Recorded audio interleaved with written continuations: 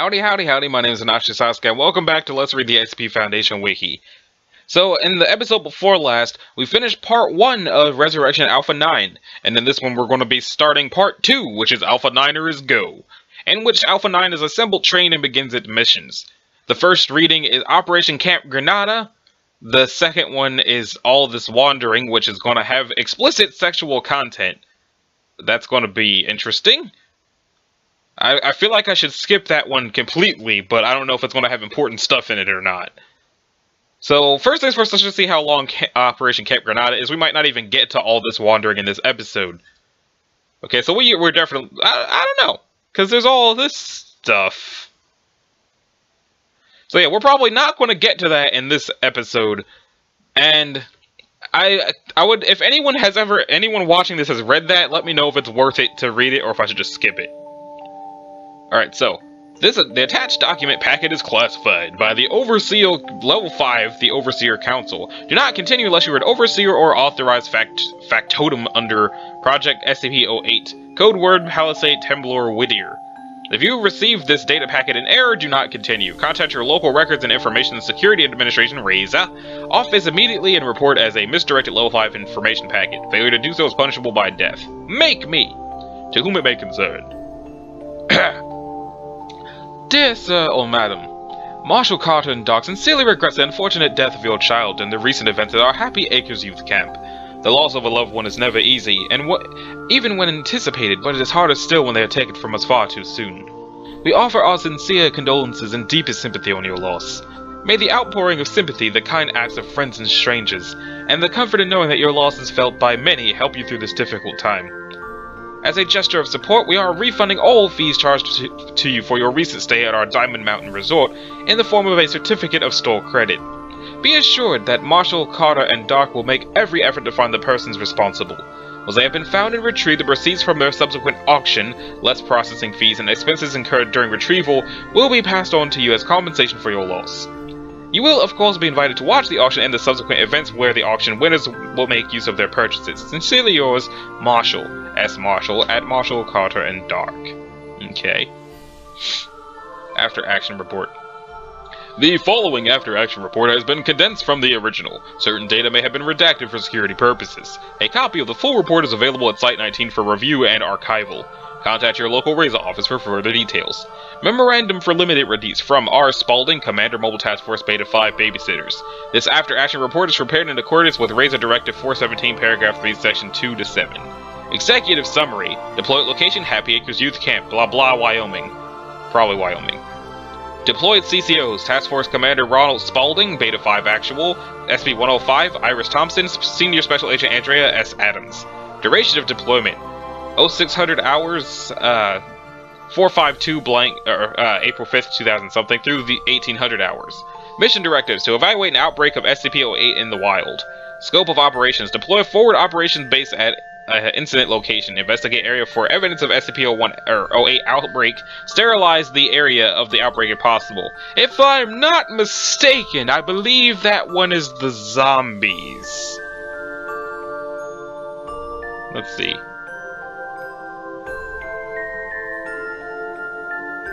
Okay. 100% lethality, flu-like symptoms,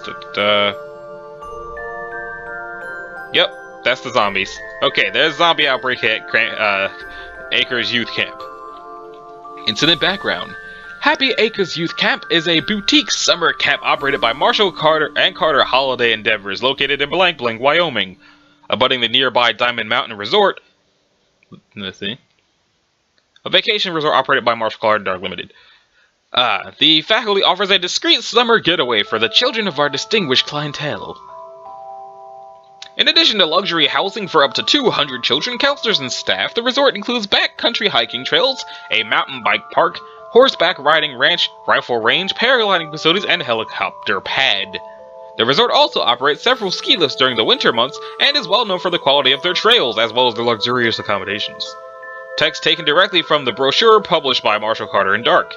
On blank blank blank, 2 persons entered the emergency room at blank blank hospital in blank blank, Wyoming, carrying an injured child. Persons reported that they were camp counselors at Happy Acres Youth Camp and the child had been attacked during the night by some kind of animal. Medical personnel discovered that the child had an unusually elevated fever and signs of cellular necrosis around the injury, symptoms consistent with SCP-108. Dude got bit by a zombie. Marshall Carter and Dark representatives reported the incident to a Foundation representative. At present, it is believed that the links to Marshall Carter are incidental. No links between them and any of the victim staff or personnel have been discovered during the course of further investigations. See Appendix B for yeah, okay, so prompting an immediate alert to Mobile Task Force Beta 7 Mad Hatters. Okay. Mad Hatters. One of those jokes is right. Agent from MTF-B7 arrived under the guise of agents from the Centers for Disease Control, quarantined all persons who had come in contact with the victim, placed Patient Zero into ad hoc containment, and interrogated witnesses regarding the details of the attack. Meanwhile, other agents from B7 proceeded to Happy Acres Youth Camp, again under the guise of CDC, and carried out initial containment there. However, a number of children and adult counselors had embarked on an overnight hiking trip during the previous afternoon and had missed their expected return time by over 6 hours. As B7 operatives were not sufficiently armed for pacification of an outbreak of SCP-08, backup was requested under Palisade Broken Menagerie. Force composition. Beta 5 Babysitters is a platoon-level task force consisting of 42 operators, including the task force commander and executive officer. The force consists of 5 squads, numbered 1 through 5. During this deployment, 2 additional personnel, 105 and Agent Adams, were present as observers, bringing the number of personnel participating in this operation to 44. Initial deployment. Beta 5 was transported to the operations area in 10 vans marked with the livery of the Foundation cover organization Special Species Conservation Project, a conservation and ecological survey group. Beta 5 was handed over command of the operation at 0600 hours. Campgrounds of Happy Acres Youth Camp was designated Forward Operating Base Grenada for the purposes of this operation. Beta 5 began preparing the facility for immediate and extended operations. Squads 1 and 2 were given the responsibility of setting up perimeter security, blocking off all entrances to the camp and deploying remote sensors at key approaches. Squad 3 unloaded equipment from the vehicles and deployed them at the camp's recreation area, location A. This location was chosen due to its large floor space and secure location. Squads 4 and 5 were given the responsibility of sweeping the rest of the camp for any remaining civilians, including all cabins and staff quarters. No outside personnel were found during this sweep. Command element established command and control center in the camp lodge. This location was chosen for its proximity to the equipment staging area and its secure location. Adjunct personnel were also stationed at the command and control center as outside observers. At approximately 0800 hours, command element carried out a visual inspection to determine that all preparations were proceeding satisfactorily. Commencement of operations. Look, there's 2 of Squad 5 with Mobile Task Force Beta 5 on patrol! At approximately 8:30 in the morning, command element conferred with each of the unit commanders regarding the planned course of action. Preferred tactics and strategies for dealing with mass SCP-08 infections. I'm going to just say zombies. For dealing with zombies were discussed, and all squad leaders were reminded to refamiliarize their squads with these procedures. Squads 1 through 4 were assigned to perimeter security duty, switching off every 4 hours as per standard procedure. Squad 5 was given the special duty for retracing the planned route taken by the missing hikers, who were probably zombies. Watch schedules and sanitary/housekeeping/safety procedures were reviewed at this time, as were communication protocols and contingency plans in case of emergency. Discovery. Members of Squad 5 pacify a zombie. Okay. At 11:52 in the morning, Squad 5 reported contact with 2 zombies, later identified as 2 of the 4 adult counselors in the hiking group. They were terminated and marked for later retrieval. Shortly afterwards, Squad 5 reported discovery of a campsite at the plant destination of the missing hikers. The campsite included 3 three-season tents, 20 sleeping bags, a fire pit, and several walking sticks, knives, skewers, and other camping paraphernalia. Of particular concern were indications that the missing campers had been dragged out of their tents by force rather than devoured in situ. Whatever that means. Based on the evidence of an alteration in infectee behavior, the responsible organism was designated Zombie E, pending further review and analysis. Initial contact. Marksman Logue, Beta 5. At 12:08 in the afternoon, designated Marksman Logue reported a number of unknowns walking slowly towards Fob Granada along a dirt road in grid reference D9, several kilometers from the operating base. Further observation indicated 15 unknowns, 7 boys, 8 girls possibly injured, with no sign of the missing adult counselors. Immediately afterward, multiple contacts were detected by perimeter security elements totaling over 50 unknowns.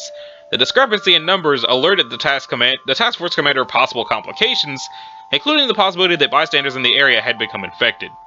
Following additional sightings, the estimated number of hostiles in the vicinity was increased to over 200. Oh. Due to the large number of hostiles in the area, it was decided that Squad 5 would not attempt to return to Fob Granada. Squad 5 was ordered to find a secure position and await evacuation at a later time. Task Force Commander consulted with attached observers to determine what aid they could provide. Weapons were provided to the 2 observers, who set up positions on the rooftops of the camp's ranger station, abutting camper housing. Engagement. At approximately 1:30 in the afternoon, Beta 7 reported that Patient 0 had reproduced by budding? Based on the data at hand, the estimated number of hostiles in the area was upgraded to somewhere in the range of 1,000, dependent on the average elapsed time between replications. It was at this point that the task force commander declared a palisade rampant beast scenario and requested immediate heavy backup. Shortly thereafter, perimeter security reported that a number of hostiles were proceeding towards FOB at a high rate of speed. Runners. Fast zombies! Engagement proceeded using standard knights and archers tactics, with squads 1 and 2 providing the bulk of fire from rooftop firing positions, while squads 3 and 4 provided security reinforced by SCP-105, Iris. 2 engagements took place at 156 and what was that, 315 or 319, resulting in numerous enemy casualties, no friendly losses. The largest engagement took place at 406, requiring commitment of reserves and a retreat to secondary line of engagement. It was at this point that Beta 5 suffered its only casualty. Agent Logue broke an ankle due to overly hasty retreat. At 503, Mobile Task Force Beta 5 were reinforced with elements of Task Force New 7, Hammer Down, who proceeded to carry out an in-depth sterilization of the surrounding area. Squad 5 was also retrieved at the time of a return to FOB Granada.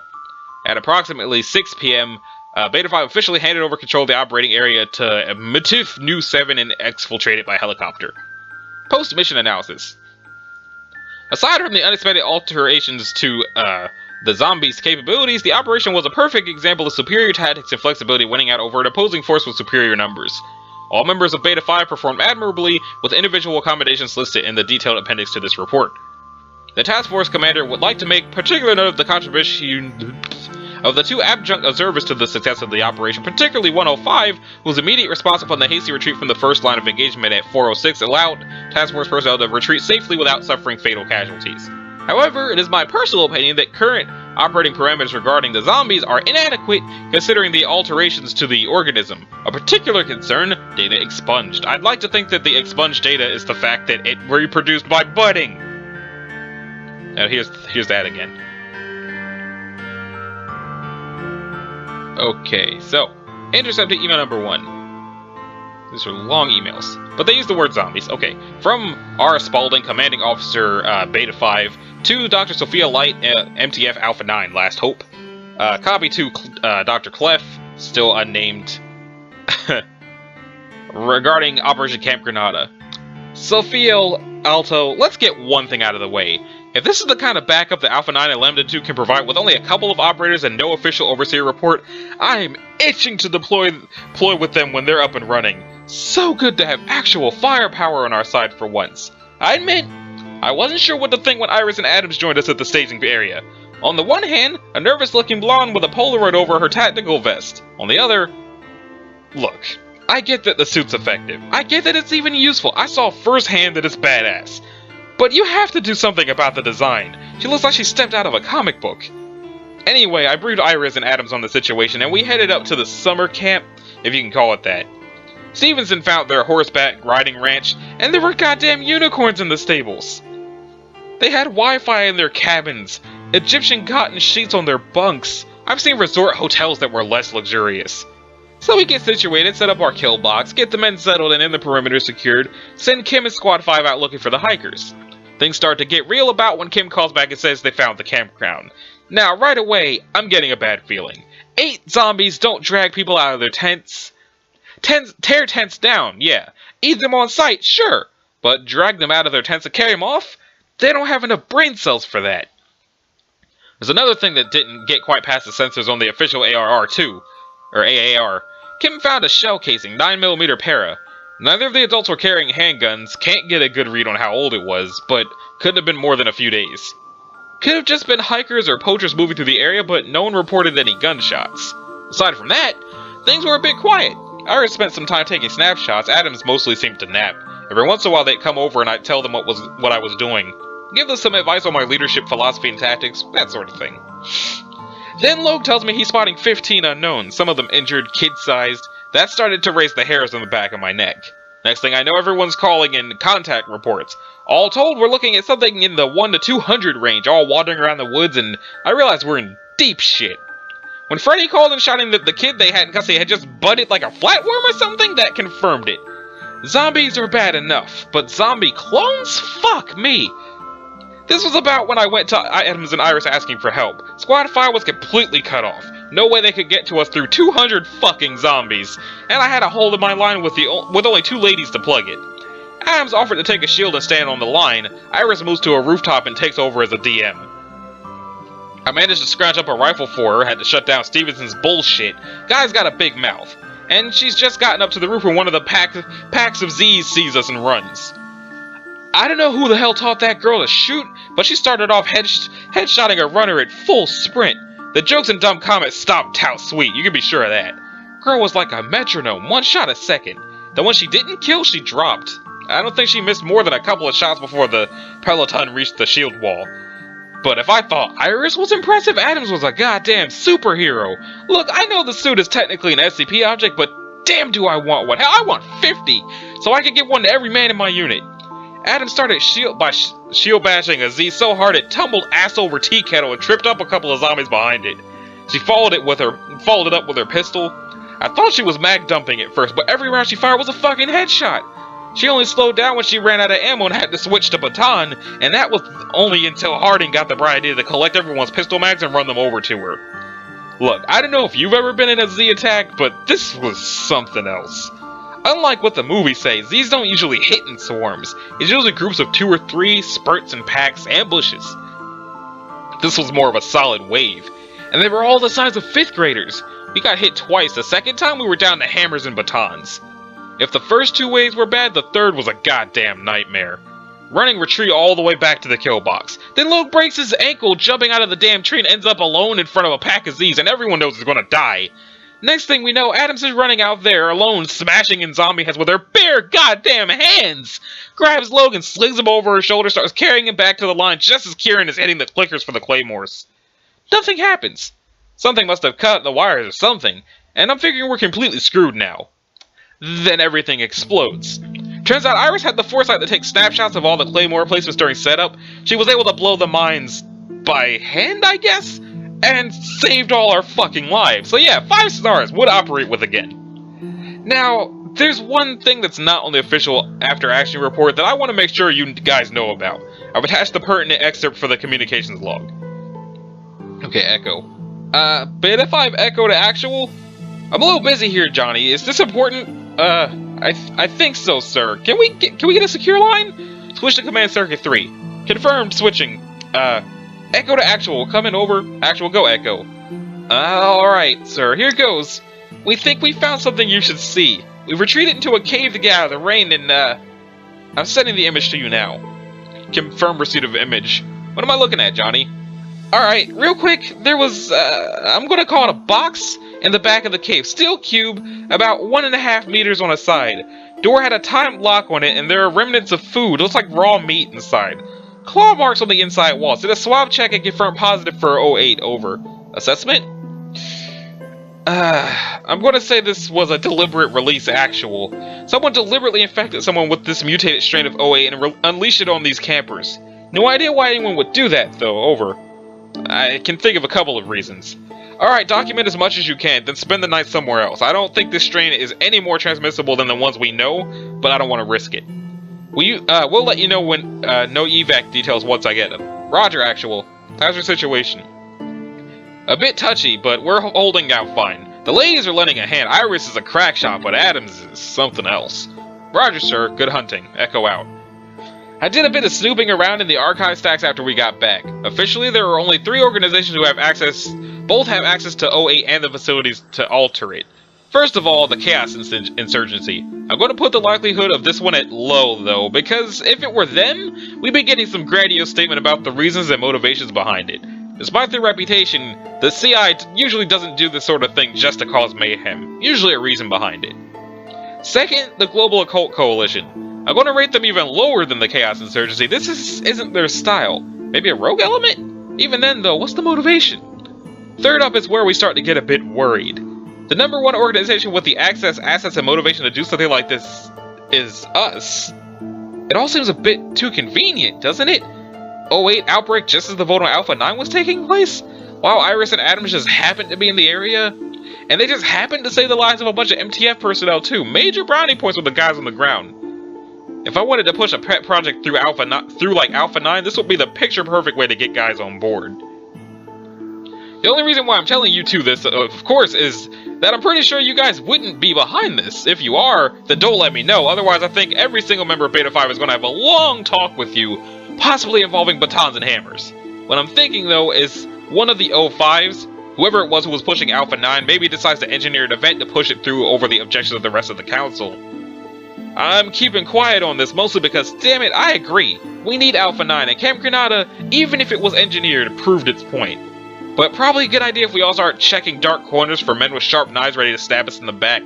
I'll watch yours if you check mine. Yours, Ron. P.S. Clef, seriously, do something about Lambda 2's name. I'm sick of doing the whole Abbott and Costello routine every time someone asks me for the shorthand. P.P.S. Sophia, heard the council vote went through while we were in the field. Congratulations on that. Buy you a beer the next time you're in town. Okay, so it's a good thing I've been going back and forth with the entries and this, because it sounds like somebody took the zombies, changed the infection rate, and then put it into the clone box. Okay, Factorum Cringe. To Overseer Council. Regarding SCP-08E, Patient 0. Patient 0 was returned to Site-19. All 3 instances, original and 2 clones, were terminated by gunfire. Corpses were disposed of by immersion in acid, secondly through incineration, and thirdly through irradiation. Remains have been transferred to intake pending possible classification as special containment procedure or anomalies. Exoset of 08. The strain of 08 encountered during the Camp Granada incident has undergone several alterations. First, the average elapsed time between infection and onset of symptoms has been drastically shortened. Coma onset now occurs approximately 6 hours after initial exposure, as opposed to the original strain's onset period of approximately 20 hours. Secondly, while normal zombie infectees are rendered incapable of any action more complex than walking, standing, grabbing, and fighting, Exoset strain infectees are now capable of running, jumping, and navigating complex physical obstacles. This is possible due to an alteration not in the 08 prion itself, but in the addition of a nanomachine designated 008 Finback.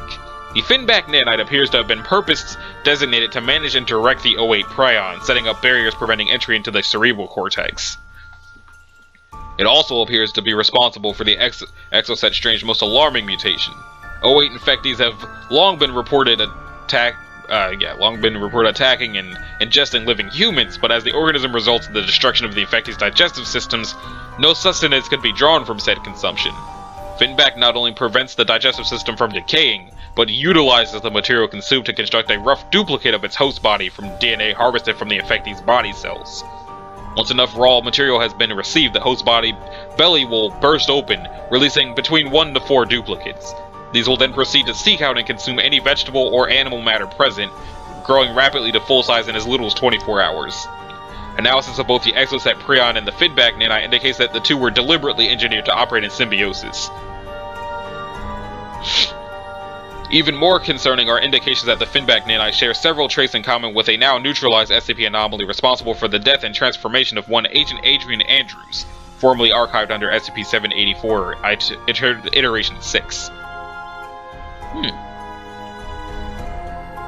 Interesting. Speculations and security concerns raised by the Camp Granada incident.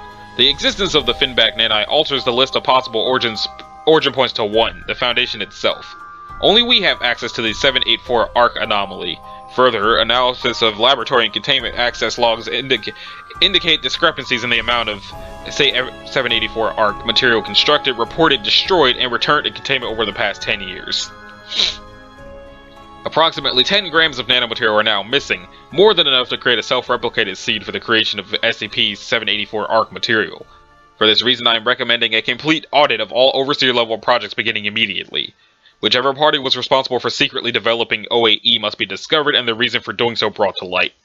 Presented to the Overseer Council for review by Factotum Cringe. Okay, from Overseer Council. Your suggestions have been received and are under review. All information pertaining to OAE is now classified level 5 under code word Palisade Temblor Whittier. Administer amnestics as needed to all personnel aware of the existence of 08 Finback. And sterilize/secure all samples of Exoset Finback under Procedure 397 Sub Rosa.